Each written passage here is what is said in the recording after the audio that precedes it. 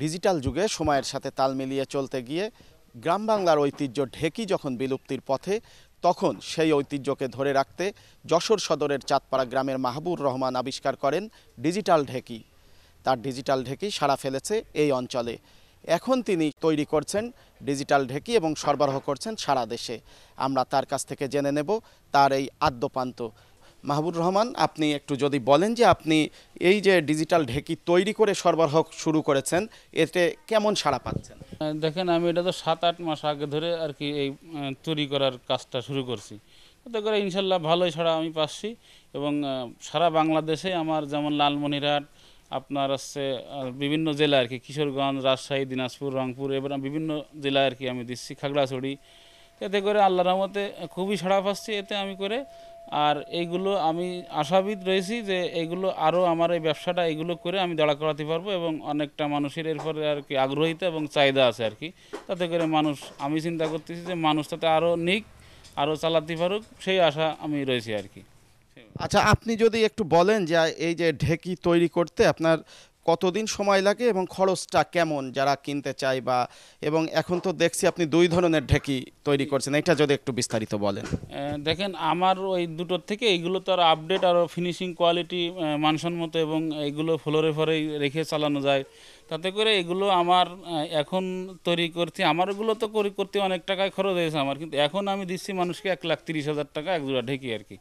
তাতে করে অনেকেই নিয়ে যায় কাজ করতেছে, তাদের সার্ভিসও ভালো। আমি খোঁজ খবর নিই ওনাদের কাছে, ওনারা ফোন দেয় না আমার কাছে, আমি ওনাদের উপজে দিই, মানে ওনাদের দরকার নাই বলে দেয় না, কিন্তু আমি দিয়ে ওনাদের কাছে শুনি যে আপনাদের কেমন সার্ভিস। ওনাদের ভালো সার্ভিস, খুবই ভালো সার্ভিস, এবং ওনাদেরও যে ওই ফুড খাবারগুলো ওনারা বিক্রি করতেছে সেইভাবে আর কি চালাচ্ছে। আর আমি এই যে এইগুলো এখন অনেক জেলারই অর্ডার রয়েছে, আমি সেভাবে তৈরি করতেছি আর কি। আর আমার এক জোড়া ঢেকি শুরুর থেকে শেষ তোমাতিক 20 থেকে 22 দিন সময় লাগে। তা আমি আমি নিজের কিছুটা আরও কাজগুলো এগোয় রাখি। আর বাবলা কাঠ দিয়ে আমি তৈরি করি, সলিড বাবলা কাঠ দিয়ে। আমার বাবলা কাঠ ওই বসে রয়েছে, বাবলা কাঠের সব ঢেকিগুলো বাবলা কাঠ দিয়ে তৈরি করি।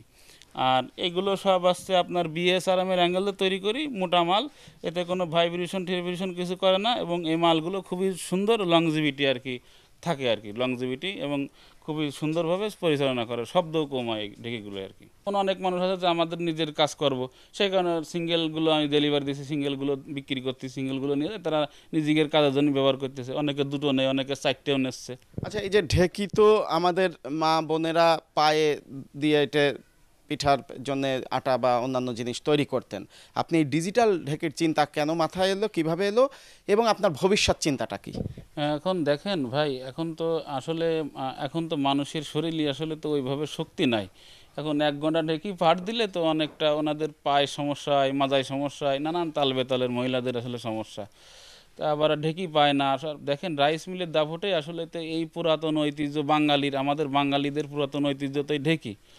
আর এইগুলো তো বিলুপ্তি হওয়ার পথে চলে গেছে, এখনও নেই প্রায়। কিন্তু আমি এইডারে টার্গেট করে এবং ইচ্ছা চেতনা করে চিন্তা করলাম যে এইডারে আমি আসলে ধরে রাখবো কীভাবে, বিলুপ্তি যাতে না হয়, সেই কারণে আমি এটা ধরে রাখছি আর কি। তো এই আর কি, এখন এটারে আমি আশায় রয়েছি যে এটা সারা বাংলাদেশ ব্যাপী হয়ে যাবে ইনশাল্লাহ, আমি সেই আশায় করি আর কি, সে আশায় রয়েছে। এবং মানুষের প্রতিও এরকম একটা আস্থা, বিশ্বাস মানুষের আছে আর কি। সারা বাংলাদেশ ছড়িয়ে দেওয়ার জন্য আপনার প্রত্যাশা কি, চাওয়া কি? আপনার এই শিল্পকে আরো বড় করার ক্ষেত্রে আপনার চিন্তা এবং চাওয়াটা কি? এখন দেখেন, বাদ বাকি পুরো আল্লাহর ইচ্ছা। এখন আমি তো আসলে কষ্ট করি, পরিশ্রমও করি, এখানে অনেকটা সময় কাজ করি। তারপরেও এখন আর্থিক অবস্থা এখন ওইটা না। তারপরেও এখন কোনো ব্যাংক সহায়তায় যদি কোনো অল্প পার্সেন্টে যদি আমি কোনো ব্যাংক সহায়তায় পাই, তাহলে আমি এই শিল্পটার আরও বড় করার চিন্তা ভাবনা আছে আর কি আমার। মাহবুর রহমানের এই উদ্যোগ নিঃসন্দেহে প্রশংসনীয়, কারণ এক সময় যে এই ঢেকি গ্রাম বাংলার প্রতিটি বাড়িতে পাওয়া যেত, সেই ঢেকি এখন কিন্তু কয়েক গ্রাম মিলেও একটি ঢেকি আছে কিনা সেটা বলা মুশকিল। এই পরিস্থিতিতে মাহবুর যে উদ্যোগ নিয়েছেন, এই উদ্যোগ নিঃসন্দেহে ঢেকির যে ছন্দময় শব্দ সেটাকে হারিয়ে না যেয়ে তাকে রক্ষা করার জন্য একটি ভালো উদ্যোগ বলেই মনে করছেন এখানকার মানুষ, এবং তারা স্বপ্ন দেখছেন সেই পুরানো ঢেকি সকলেই, এই ডিজিটাল ঢেকি সকলেই সংরক্ষণ করবেন। কারণ তারা বলছেন যে রাইস মিলের যে আটা তৈরি করা হয় তার পিঠা খুব ভালো হয় না, সুস্বাদু হয় না। ঢেকির পিঠা যত আটার তৈরি যে পিঠাটা যে সুস্বাদু বা সুন্দর হয়, সেই কারণে এই শিল্পের ভবিষ্যৎ সফলতা কামনা করছেন সকলেই।